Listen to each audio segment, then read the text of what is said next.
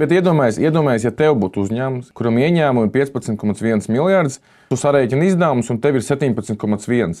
Vai tu uz mirkli iedomātos aizņemties 2 miljardus, lai tu varētu strādāt? Nē. Bet, varbūt man bija doma, tur salīdzinoši vienkārši. Ja mēs tērējam par 2 miljardu vairāk, jāsamazina par 12,5% izdevumi, un mēs vismaz būsim nulles budžetā.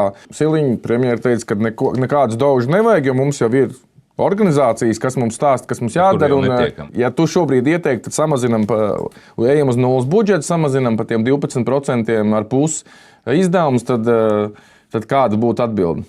Atbilde būtu, mēs to nevaram izdarīt. Arī 5 to mums saka, ka nevar izdarīt. Mums ar 5 saka, ka to nevar izdarīt. Ja? Nav kur. Ja? 12,5, man liekas, ka, ja uzņēmējdarbībā pasaka, griezt 12,5 budžetu, man liekas, pat finanšu direktoram liekas, tas ir ok, tas pat nav tā kā stress. Kā to panākt, ka jūs ieklausās? Nav tā, ka mums ignorē.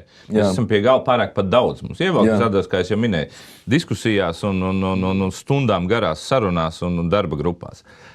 Neklausās. Nevis tāpēc, ka es domāju, arī nevis nesaprotu, bet apzinās, ka to mainīt prasa drosmi, sāpes, negācijas un tam līdzīgas lietas. Kurš to grib darīt? Un kamēr to var atļauties, peldam pa straumu.